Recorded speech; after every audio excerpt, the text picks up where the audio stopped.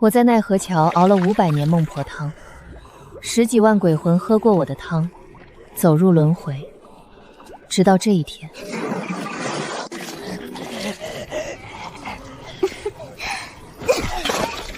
见鬼就该有见鬼的命，你们也配投胎？我娘是孟婆，整个地府都得听我的。他不知道，他引以为傲的娘亲，不过是500年前被我亲手逐出神位的侍女。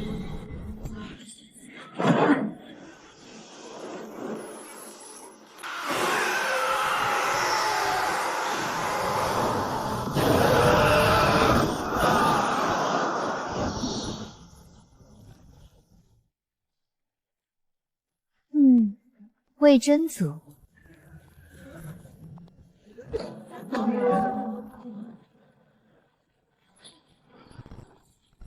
贱人，不知道我对幽灵草过敏吗？谁让你在里面加这个的？承载着无数亡魂转世的希望，全毁了。野鬼岭10几万亡魂都等着这锅汤，你准备怎么赔？赔？你知道我是谁吗？我可是上任孟婆在凡间历练时诞下的亲生女儿，身负功德无数。你一个冒名顶替我娘亲的贱人，也敢口出狂言！鬼差呢？立刻把他丢去18层炼狱！苏小姐，可是又有什么不长眼的鬼惹到您了？就是这个新来的贱婢，不知道用什么法子买通了地府，顶替了我娘的神位。煮汤还故意加幽灵草，害得我起了一身疹子。苏小姐乃孟婆之后，你冒犯了她，罪不可恕。跟我们走一趟吧。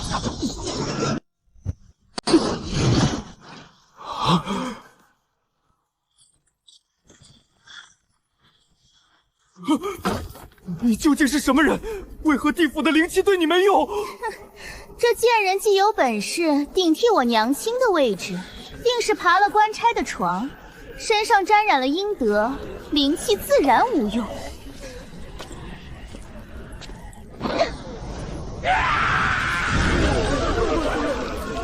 见鬼，这种安杂东西也要喝，真是没见识。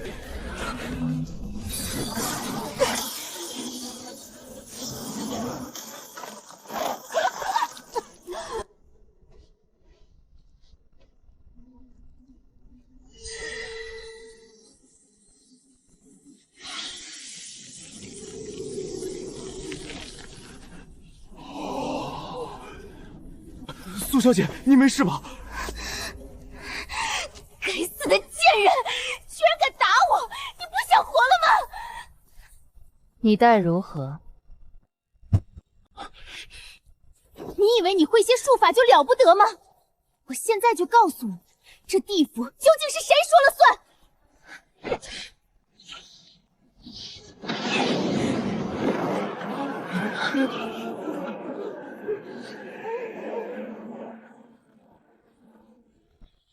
谁伤了你？他冒充我母亲在野鬼岭熬汤，还出手打我。宁叔叔，你可得为我们报仇啊！原来是他，当年3跪9叩求我收留的看门童子，我心软提拔他做了判官。他与那婢女孟婉歌关系确实不浅。你是何人，竟敢公然违背地府法则，替这些贱魂投胎转世？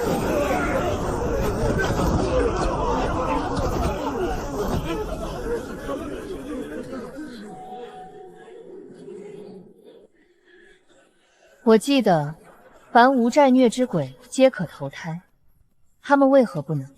胡说八道！这些不过是无主的孤魂野鬼，投胎转世，自然是优先那些身负功德之人。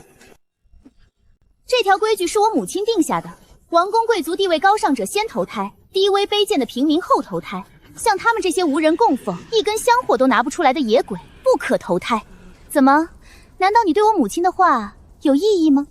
我一手调教出的官差，本以为能替我管理好鬼界，现在看来，我错得离谱。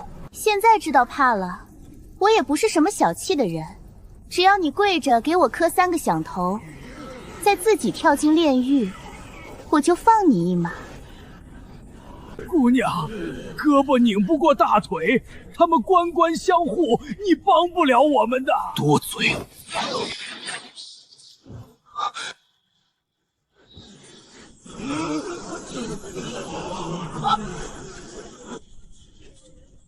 明叔叔，他一个普通剑鬼，怎么可能拥有那么强的法器？定是他偷来的。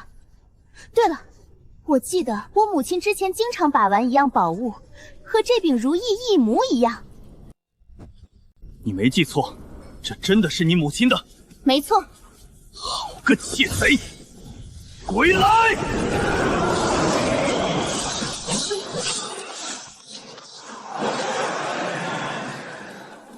再给你最后一次机会，乖乖向我磕头道歉，再把偷走的法器还回来，我就让明叔叔饶你一命。这如意是我亲自去南海采矿时打磨而成，何时成了孟晚歌的？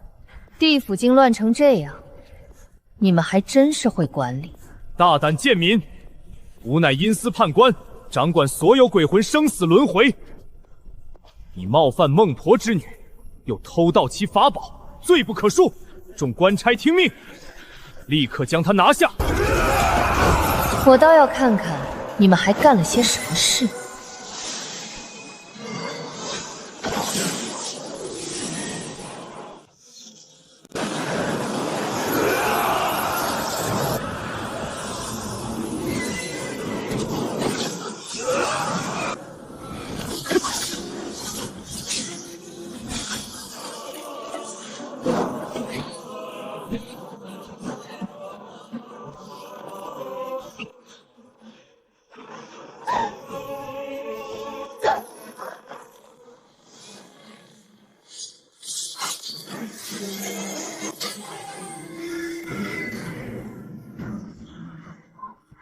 落！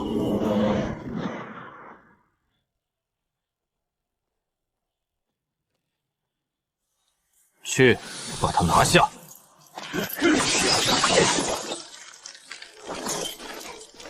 贱人，以为你有多厉害，还不是被我制服了？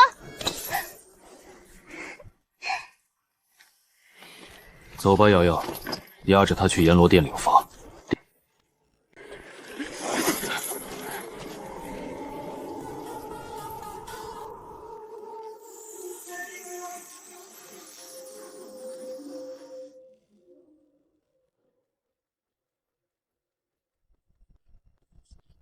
苏小姐，判官大人，什么风把您二位吹来了？诸位阎罗去哪儿了？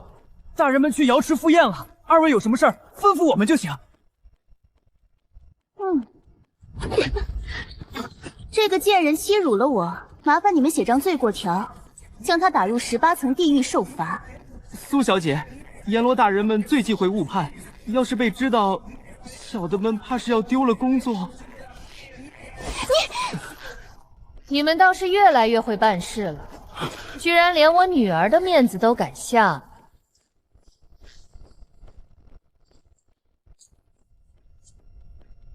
终于舍得牺牲。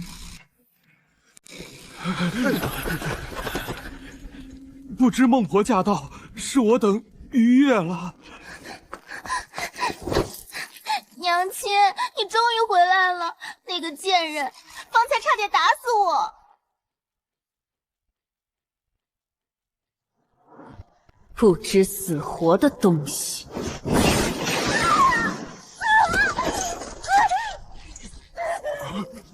孟婆大人，这不过是个卑微的贱民罢了。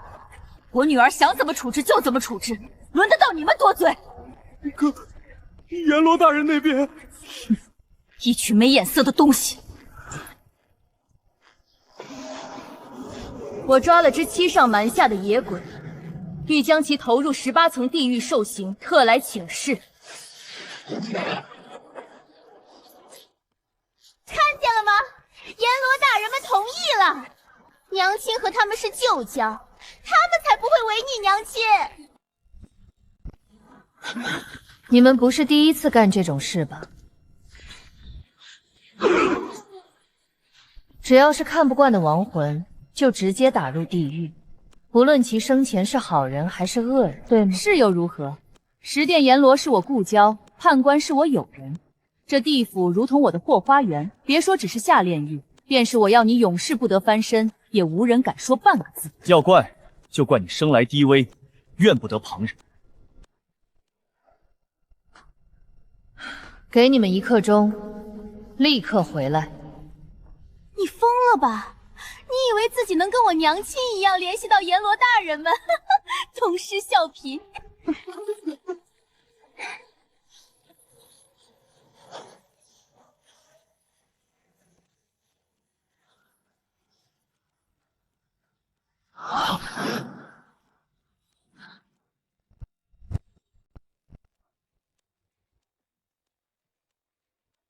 不过是个低贱的小鬼，何须你们亲自回来处理？我下凡这么多年，多亏了你们帮我护着瑶瑶。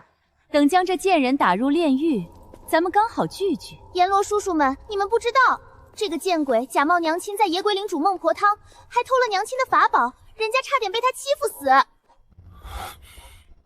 你究竟是何人？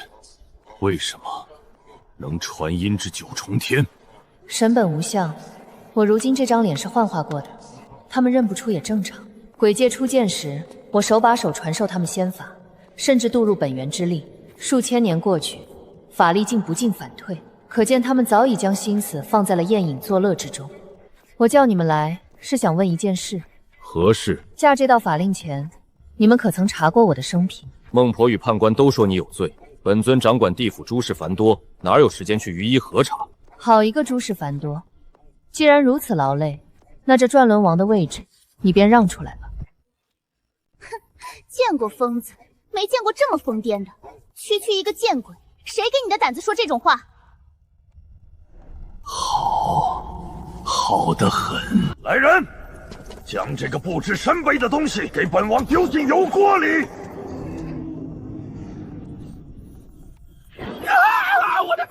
我的手好疼啊！阎罗大人救命！我要疼死了！无用之辈！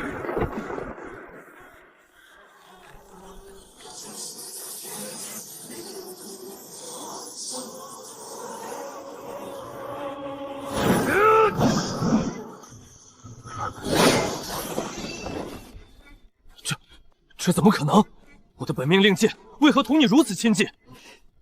老朋友，许久不见，死物尚知护主，你们却连死物都不如。给你们2个选择，要么卸去通身修为，滚出地府，要么我亲自帮你们。你以为懂点收服法器的技巧就能和我们抗衡了？当真是可笑！我今天就告诉你，何谓尊卑！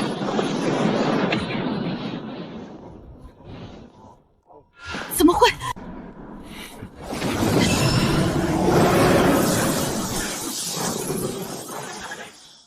闹够了！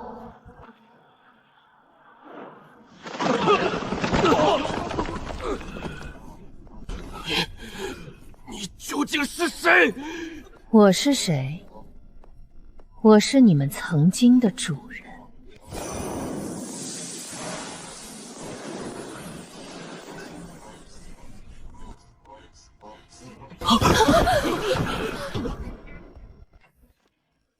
尊神，怎么是您？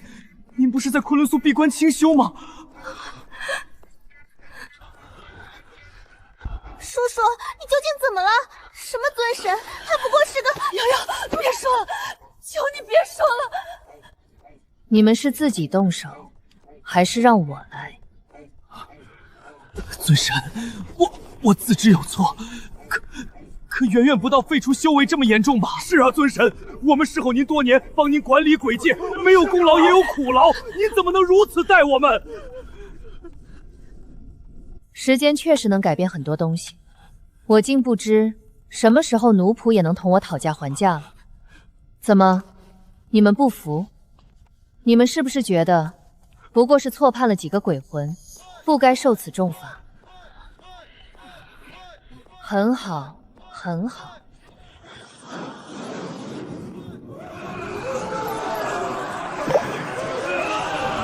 痴语，冥顽不灵。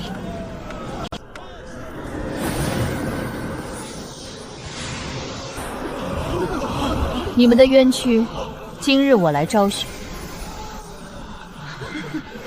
将你们的过往说给这些有功之臣听听。我早已听说你在人界和鬼界做的事，你将无辜的人打入18层炼狱，仅仅是因为不小心碰到了你，你可知罪？谁让他们得罪我的？一群低贱的蝼蚁罢了，怎能比得上我天生灵体？死了也是活该！孽障，你敢在尊神面前胡言乱语！娘，你打我！你竟然为了这群贱民打我！你不要可饶了！够了。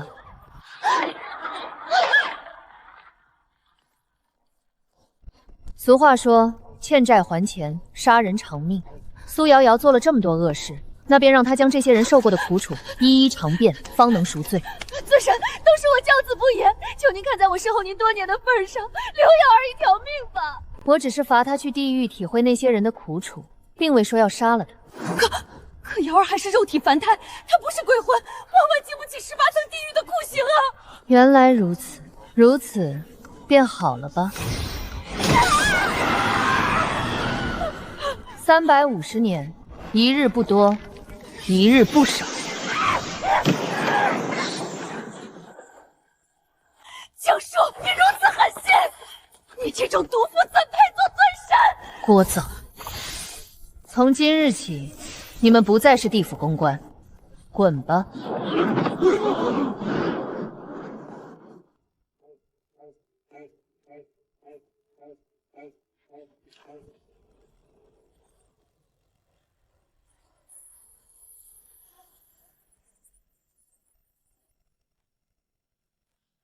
江尊者，当初我们3人定下规矩，分管3界，互不干涉。可你如今的所作所为未免太过了。这些都是你当年亲封的地府正神，你怎能因他们犯错便废其修为，逐出地府？听说你还把一个地仙抽魂炼魄打入炼狱，实在不成体统。尊神，我自知有错，可您已经罚我去人间历练500年，还不够吗？如今您不分青红皂白，废了我们的修为，还将我女儿打入炼狱，如此蛮横专制，哪里是尊神所为？我们没别的要求，只要您恢复我们的修为，再放了苏瑶瑶就好。我没取走你们的性命，已是法外开恩，你们居然还敢来告状？就凭你们，也配与我提开恩2字？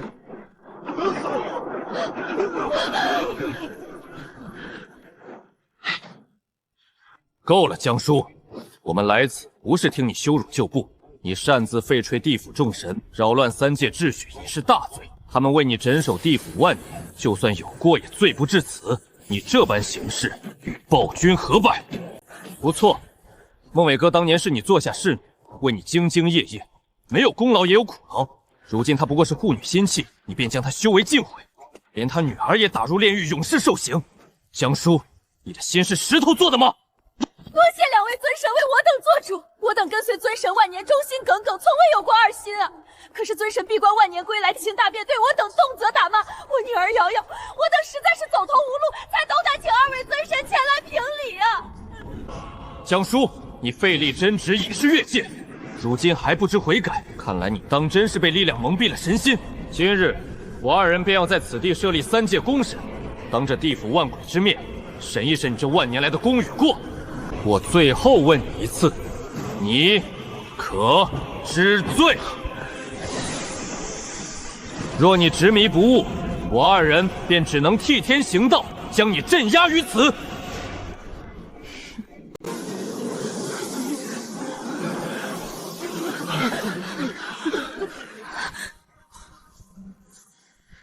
镇压我，就凭你们2个。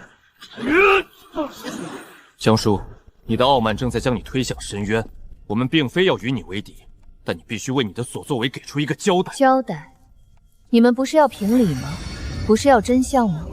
很好，语言是会骗人的，但时光不会。此物名为水镜，能回溯光阴，映照万物本源。我究竟是不是暴君？他孟晚歌是不是忠良？你们口中的旧部又都做了些什么？咱们不如一起看看，如何？不可以！尊神，万万不可相信他，这水镜是江叔的本命法宝啊！他身为尊神，法力通天，想要在自己的本命法宝里篡改一些景象，简直易如反掌。我曾是他座下侍女，侍奉他近1000年，我比任何人都了解他。他想掩盖真相的手段多的是。如今他性情大变，更是喜怒无常。谁知道他会用这水晶捏做出什么来污蔑我等？求两位尊神明察，不能让他用这种不公的方式来定我们的罪啊！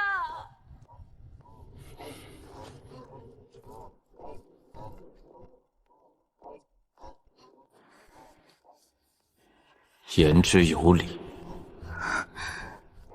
既是你的法宝，难保你不会在其中动手脚。此事需有更公用的裁决方式。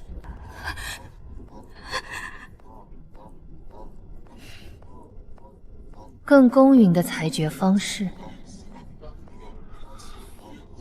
江叔，赤焰所言不无道理。水镜既是你的本命法宝，由你来施展，确有不妥。为了3界公理，为了不让任何一方蒙受不白之冤，此事必须有一个至公的裁决。哦，那你觉得该如何才算至公至正？既然是涉及尊神之位的争端，寻常的审判已然不适用。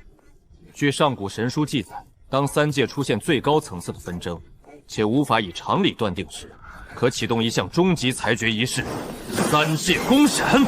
3界公审，那不是传说中的东西吗？审判尊神的仪式，败诉者神格破碎，永世不得翻身。3界公审，裁决神明之罪，断定3界之事。此法一旦开启，再无回头之路。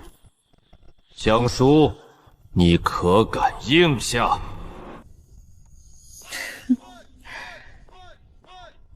？3界公审，好啊。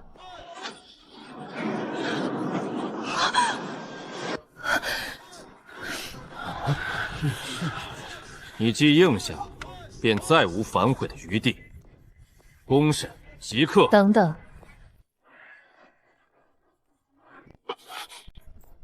公审我可以接受，不过我有一个附加条件。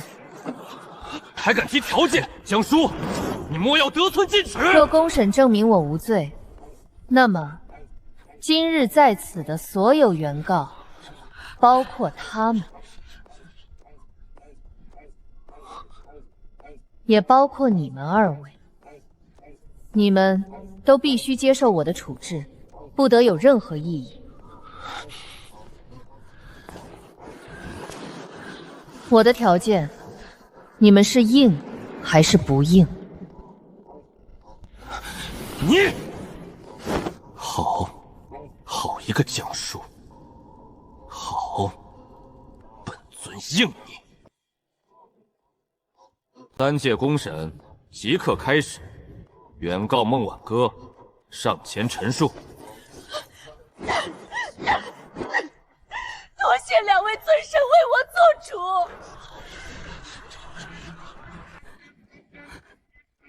尊神，不，江叔，我自您开辟地府之初便跟在您身边侍奉，数万年来，我掌管奈何桥兢兢业业，不敢有丝毫懈怠。我自问没有功劳也有苦劳，你为何要如此待我？我那苦命的女儿瑶瑶，自幼便是我唯一的依靠。她虽是地仙之体，却从未有过害人之心，只是性子骄纵了些，年少无知，在野鬼岭与您化身的孟婆发生了一点小小的误会。我不忍女儿受辱前来理论，您却不由分说，废我万年修为，将我从孟婆之位上赶了下来。这也就罢了，权势地位我本就不看重，可您千不该万不该为了铲除异己，竟连十殿阎罗与明判官这些地府的肱骨之臣，如今也一并下场。您这是要将地府的根基彻底挖断啊！求两位尊神为我等做主，地府不能落入此等暴君之手啊！孟婆所言句句属实，地府掌管3界轮回，每日有亿万鬼魂涌入，事务之繁杂，远非外人所能想象。我等虽为神职，亦有分身乏术之时，偶日错漏在所难免。但这绝非我等玩忽职守，实乃治理之难，难于上青天。万年来，地府沿用旧制，虽有瑕疵，却也保得轮回运转3界安稳。可尊神归来，不问缘由，不查实情，仅因与苏瑶瑶的一点口角，便掀起如此大的风波。我等地府旧臣，皆不服，请尊神定夺。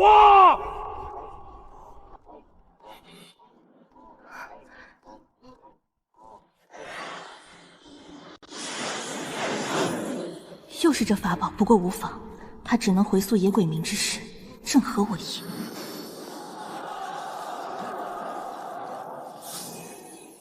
好强的护国之气，是凡间顶级的英雄。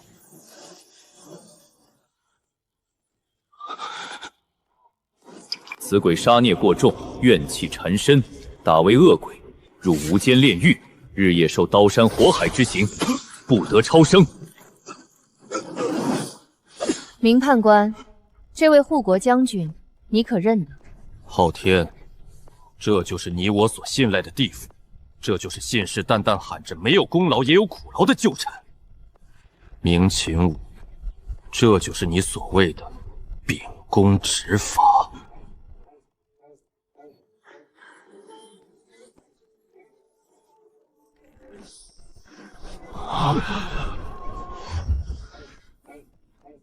诸位阎罗，这便是你们的苦劳。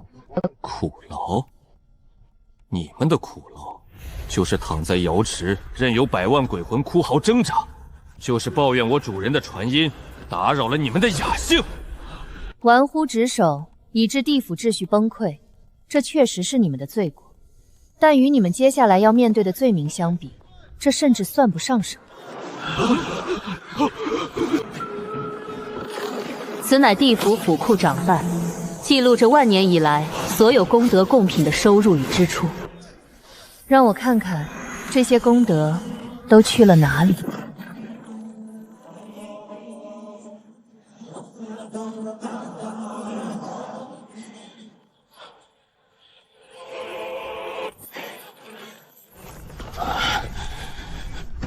你们不仅渎职，还敢侵吞公物！尊神，十殿阎罗罪大恶极，您明察秋毫，妾身……闭嘴！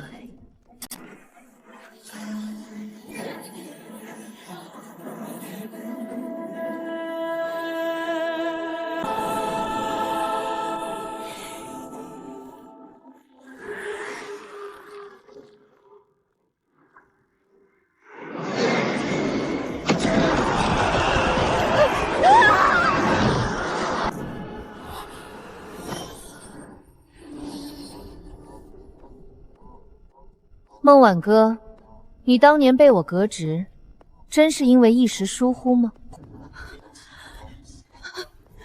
都是假的，都是假的！你恨我，你一直都恨我。你既恨我女儿冒犯了你，既恨明清官和十殿阎罗与我交好，所以你就要毁了我。尊神，你要为我做主啊！他这是挟私报复，是罗织罪名，他是想我们这些旧部全部铲除，求尊神明鉴。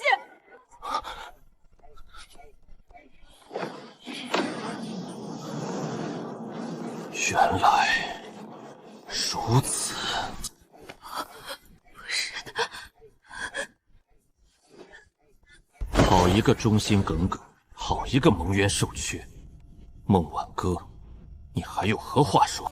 揭露了旧账，也该算算新仇了。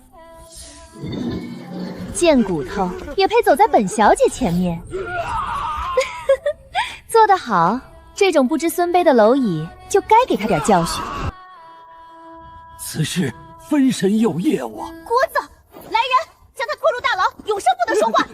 杀鸡儆猴也好，免得总有不长眼的东西妄图教导我们母女做事。你也配跟我比？我儿做得对，区区凡魂也敢与我儿争辉，真是命比纸薄，死不足惜。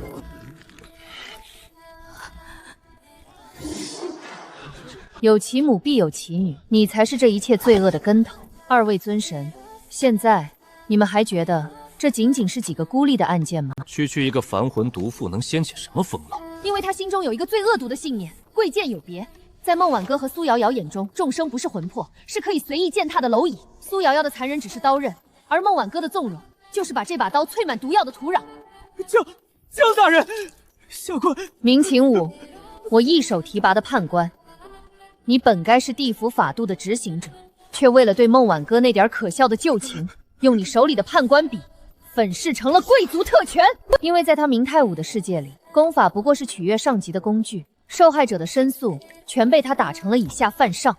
好一个判官，但单凭一个判官遮天蔽日，是他们，我清风的地府最高守护者十殿阎罗。江大人息怒，我们只是诸事繁多，一时失察呀。是啊，地府每日亡魂百万，我们实在看顾不过来。闭嘴！身居高位，享受供奉，却对治下的哭嚎充耳不闻。你们不是失察，是默许，是你们的官官相护和玩忽职守，为孟晚歌和明秦武的胡作非为提供了最顶层的庇护。从思想特权到司法便利，再到权力纵容。没错，这是一个从上到下完整闭环的腐败体系，它像蛛网一样笼罩地府，每一个身处罪犯也是帮凶。现在，二位尊神告诉我，面对这样一张已经与地府血肉相连的腐败之网，我不动用雷霆手段将其连根拔起，难道要等他彻底吞噬三界落轮回的根基吗？江叔，此事是我等偏听偏信了。我固守所谓的程序与旧制，只看到你手段酷烈，却瞎了眼，没看出这地府的根基竟已被他们腐蚀至此。身为尊神，我险些成了庇护罪恶的帮凶，实在惭愧，还请赦我一礼。昊天说得对，我赤言自诩明察秋毫，嫉恶如仇，今日却被这群烂透了的蛀虫当枪使，差点就对你动手了。江叔，对不住了，你这明明是在刮骨疗毒，换作是我，早把他们全烧成灰了。是我错怪了你。二位能明辨是非便好，如今毒疮已破，剩下的便是清理。正义审判，你们真以为他江叔是在维护什么狗屁的地府公道吗？错了，你们全都错了，你们都被他骗了。我告诉你们一个秘密，一个关乎三界存亡的秘密。你们以为他为何闭关万年，清修淬炼神心，全是谎言。真相是，他的神心早在万年的枯坐中产生了裂痕。他强大、无情、冷酷，那不是因为他是尊神，而是因为他的神性正在被一种更恐怖的东西吞噬。他正在堕入魔道。他神心有损，三界将因他而毁灭。两位尊神，你们仔细想想，他一反常态，手段狠辣决绝，废修为抽魂魄，这哪里是神明的公正，分明是魔头的残暴。孟晚歌之罪，罄竹难书，但他所言之事，事关三界根本，不可不查。不错，江叔，为了三界众生，也为了你自己，你必须澄清这个疑虑。江叔，你必须给我们一个证明。证明？我倒想请教一下昊天尊神，要我如何证明？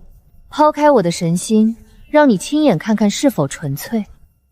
退一万步说，就算我神心有损，我倒好奇一件事：我在昆仑虚闭关万年，所设结界，连二位尊神都无法窥知分毫，对吧？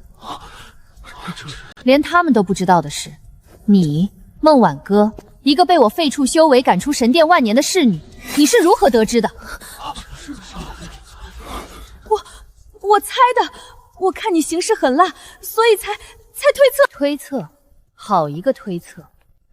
一个推测就敢当着三界尊神的面指控一位创世神明，你背后到底是谁？说，是谁告诉你的？不，我不知道，我什么都不知道。说，不是我，是他告诉我你快不行了。他说只要地府乱了，你的神心就会彻底碎裂。他是谁？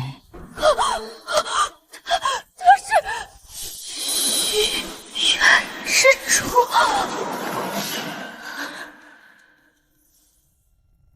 江叔，这虚渊之主究竟是？虚渊之主，看来今天的公审要有新的议题了。江叔，你究竟在说什么？这虚渊之主与你清洗地府有何关联？你万年闭关，难道另有隐情？你以为她一个小小侍女，如何能洞悉我的状态？除非是那个虚渊之主告诉他的。不错，我于昆仑虚闭关，从非为了清修，昆仑虚之下，镇压着一道通往三界之外的混沌裂隙，裂隙另一头便是那虚渊之主，一个妄图将万物拖入永恒死寂的古老存在。万年来，我并非闭关，而是在镇压那地府的腐败。虚渊之力最擅长腐蚀人心，他无法正面攻破我的结界，便寻找薄弱之处渗透。而早已神心蒙尘、贪婪自私的地府，就是他最好的突破口。他放大他们内心的阴暗，搅乱地府，动摇我的神力根基。至于孟晚歌，不过是他用来传话污蔑我的工具。我早已察觉异样，若以尊神之身降临，只会让他藏得更深。所以我化身孟婆，亲手将腐肉挖出。我就是要将事情闹大，大到足以引来你们，大到足以让那个躲在背后的东西忍不住亲自下场。你们以为我是在审判他们？不，我是在钓鱼，而鱼自己上钩了。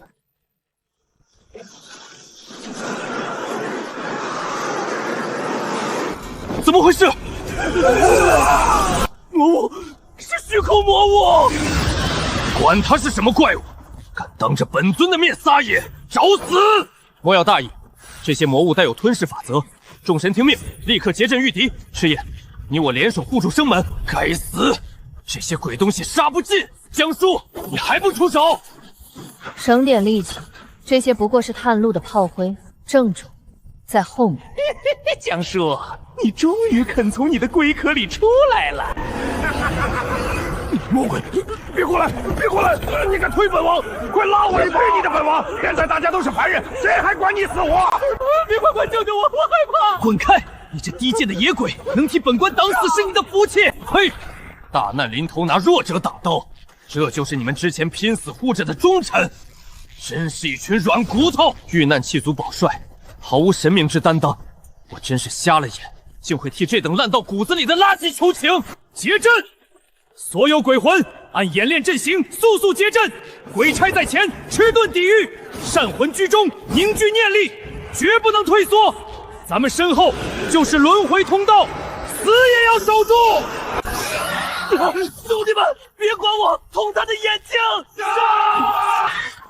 这些新鬼差法力微弱，却甘愿以魂体护道。好，你选的这批人够种，我彻底懂你的刮骨疗毒了。不，别吃我！同僚们，谁来救救我！救命啊！真不想救这没骨气的废物，让他被吃了算了。不可，魔物若在地府汲取神职血阳，裂缝只会开得更大。江叔，动手！我的地盘，轮不到这些脏东西撒野。多谢尊神救命，多谢二位尊神出手，小神就知道三位尊神大慈大悲，定不会放弃我等老臣。闭嘴，救你，只是不想让你的脏血污了地府的地砖。再敢豪半句，本尊现在就把你烧成灰！滚到一边去！你引蛇出洞，看来早知道会有这一天。知道，但没想到会这么快。这虚渊之主比我想象的更沉不住气。这些低等魔物虽被挡住，但虚空裂缝不闭合，终究是三界的心腹大患。哼！一个藏头露尾的鼠辈罢了，只敢派些喽啰来送死。江叔，正好本尊万年没活动筋腑了，接下来怎么打，听你的。先清场，再谈其他。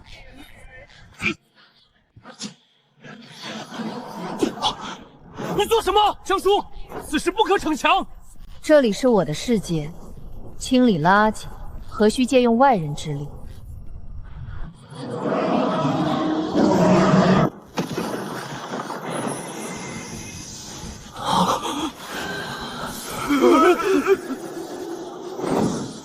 去。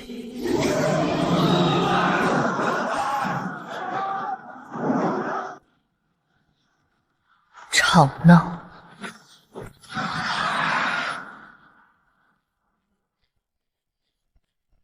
虚渊之主，这就是你的全部实力。以一己之力调动整个地府的法则，这份掌控力，你我联手恐怕也难以企及。幸亏咱们刚才没动手，那帮蠢货还妄图拉我们下水去对付他，简直是自寻死路。打吧，你们打得越凶越好，只要没人注意我，只要我逃出这阎罗殿，藏进人间，我孟晚歌照样能东山再起。你们这群低贱的野鬼，聚在这里想干什么？还不快给本座滚开！我可是孟婆，是地府的正神，谁给你们的胆挡我的路？惹恼了我让你们永世不得超生，全部下油锅！孟婆，你低头看看你自己现在的样子，你身上还有半分神力吗？你的修为已经被尊神全废了，你现在连个最普通的游魂都不如，比我们还要卑贱。不，假的！你们敢动我一根手指头，十殿阎罗绝不会放过你们的！十殿阎罗，他们现在正像狗一样趴在里面磕头求饶呢。孟晚歌，你纵欲行凶，颠倒黑白，今天你的报应到了！滚开！别过来！看到了吗，江叔？看看你亲手创造的生灵，看看你誓死守护的世界。她曾是你最信任的侍女，却因嫉妒与贪婪心术不正。你提拔她，她回报你的却是背叛与算计。他们是你亲手册封的神，是你秩序的执行者。可万年安逸，就让他们变成了只知享乐的蛀虫。他们自己就已经从内部腐烂透顶。还有他们，你怜悯的众生，强者欺凌弱者，精明者算计愚笨者。他们贪婪、自私、愚蠢。我不过是轻轻吹了一口气，他们心中的恶念就疯长成了参天大树。你耗费万年光阴镇压我，守护三界，得到的又是什么？是背叛，是腐朽，是无可救药的愚昧。这些生灵根本不值得你守护。放弃吧，江叔，你的秩序，你的世界，从根源上就是失败品。失败？你似乎对生命、对世界、对我所创造的秩序，有着根本性的误解。有光明，便会有黑暗滋生；有纯洁，便会有污秽沉淀。一个完美无瑕，所有生灵都循规蹈矩的世界，那不是一个活着的世界，那是一座精致的坟墓。你所谓的混沌与解脱，不过是妄图让一切归于死寂的尘埃。你根本不理解生命的伟大在于其不完美，在于其向死而生的不屈。你错了，虚渊之主，我没有失败。只要还有一个灵魂在渴望轮回，我的秩序就永不崩塌。巧言令色，既然你如此执迷不悟，那本座就亲手将你的世界，连同你这套可笑的理论一同碾碎。理论是需要事实来证明的，现在就让你见识一下生命的力量。江叔，你说的对，人族之所以为人，不在于永不犯错，而在于知错能改，在于面对黑暗时，依旧有人愿意化为炬火。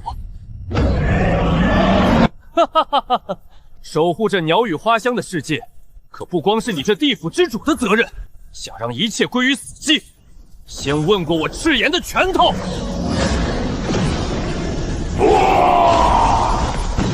哼，现在才想走，晚了。三界归一，诛邪！不，江叔，你怎敢融合三界本源？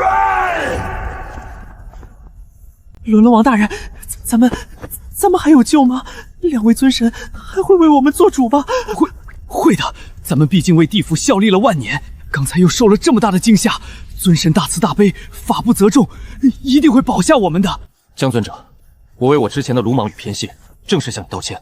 若非你运筹帷幄，引蛇出洞，我等今日怕是都要葬身在魔物的利爪之下，竟差点被这群蛀虫所蒙蔽，成了毁灭三界的帮凶。我自愧不如。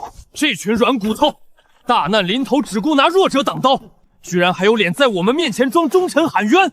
江叔，我赤炎今日也给你赔个不是。你这刮骨疗毒做得对，这帮垃圾你随便怎么处置，我与昊天绝无二话。你用水镜呈现那护国将军被冤杀的一幕时，我便已心生怀疑。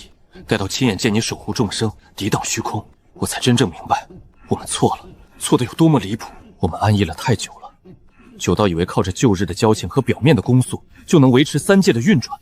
今日若非有你，地府不仅会沦为虚渊之主的乐园，我与昊天更是会成为三界的千古罪人。不管我们了，尊神不管我们了。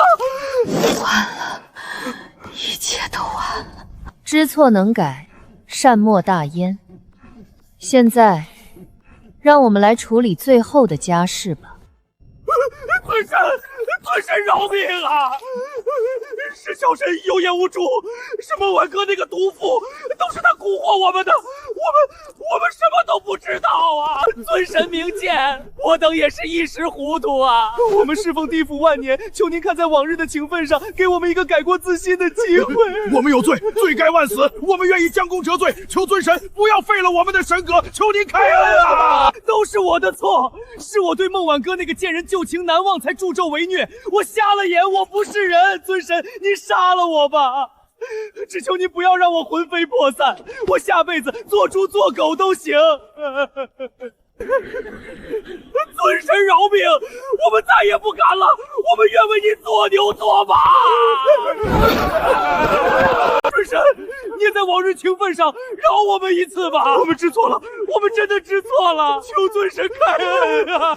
够了，你们都说愿意将功折罪，你们愿做牛做马，只要能保住神位与性命。是，尊神，我们什么都愿意做。很好，我便成全你们。我在此宣判，废除尔等神格，剥夺神位。你们万年修为不朽神躯，今日起尽数收回，尘归尘，土归土。不，尊神不要啊！我们的神格。至于你们的魂魄，将投入轮回，入畜生道。你们将在泥泞中挣扎，为一口食粮搏命，在默默无为中死去。你们将亲身体会弱者的无助，感受底层的绝望，品尝身为一条无足轻重的生命究竟是何等的悲凉与痛苦。这并非单纯的折磨，这是你们的赎罪，也是你们的修行。你们高坐神位太久了，久到已经忘记了何为众生。你们根深蒂固地认为生命有贵贱之分，生命的确有高下之别，但这区别在于功德，在于慈悲。而你们的灵魂早已在享乐与傲慢中变得空洞不堪，连人之为人的资格都已丧失。只有当你们亲历百世卑微，当你们真正明白众生皆苦的含义时，你们深入骨髓的罪孽或许才能被洗刷干净。哼，去吧，去体验一下你们曾经视若蝼蚁的生命是何种滋味。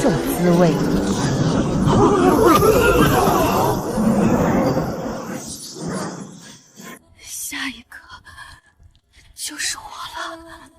不，尊神，杀了我！求求您杀了我吧，赐我一死！看在我曾侍奉您多年的份上，求您了！杀了你，孟晚歌，死亡是解脱，是终结。你犯下的罪孽，岂是区区一死就能偿还的？你不是一直觉得自己身份高贵，生来就该俯视众生吗？你不是觉得野鬼岭那些孤魂野鬼都是卑贱的蝼蚁，连让你多看一眼的资格都没有吗？你最大的罪，并非贪婪，也非滥权，而是那份根植于骨髓的傲慢。你将生命划分3、6、9等，肆意践踏你眼中的卑贱者，并以此为乐。你毁掉的是地府赖以存在的根本——公平。所以，我不会杀你，也不会让你下地狱。不杀我，不下地狱，难道我将废去你所有法力，但会完整的保留你的神智与记忆。然后，我会将你放逐到野鬼岭，永远。你将作为一个最普通、最虚弱的孤魂有鬼，在那里挣扎求生。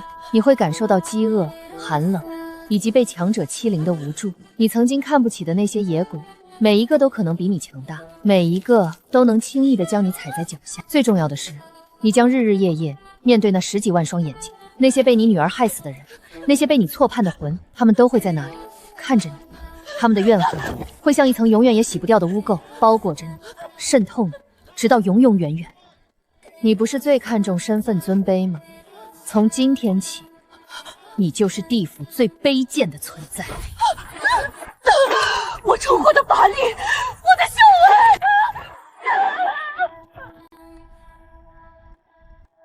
为！你们上前来。属下在。危难之际，临危不惧，护佑鬼众，当赏。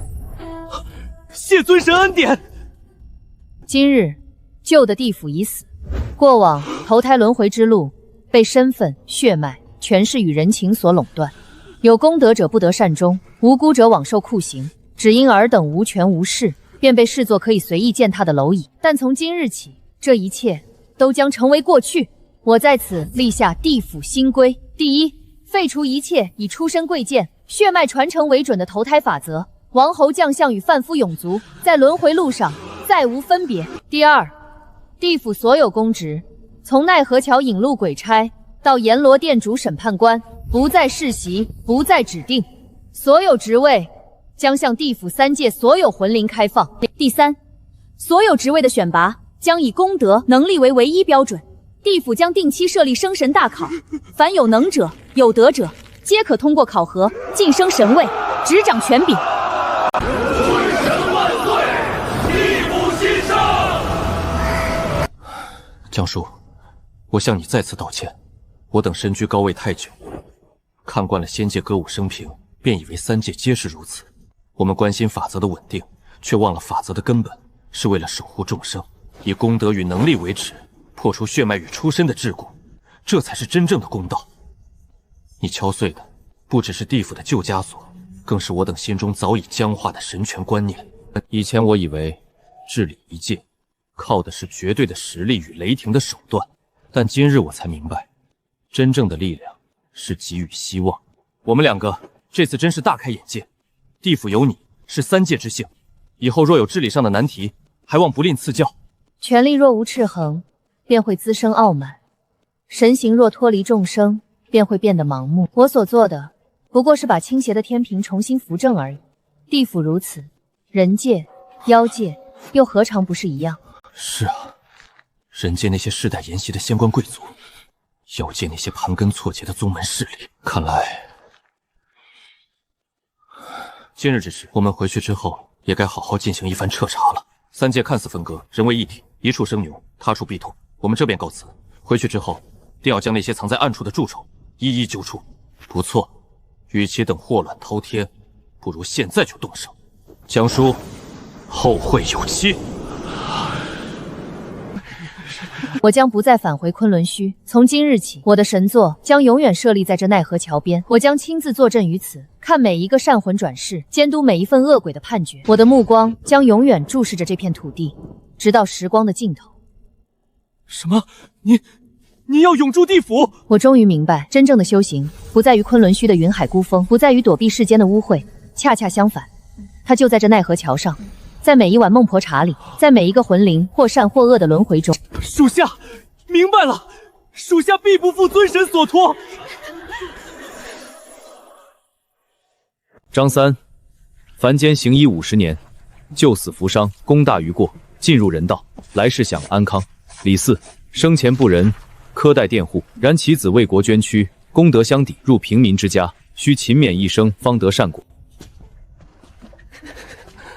别怕，过了桥，喝了汤，就什么都忘了。下一世做个好人。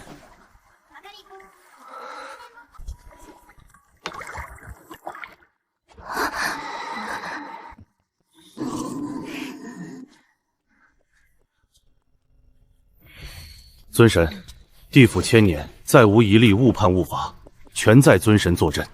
若想要一界清明，尊神必须时时查检。还好那日我路过了野鬼岭，还好我选择留下来为他们熬制孟婆汤，否则这地府还不知要变成什么样子。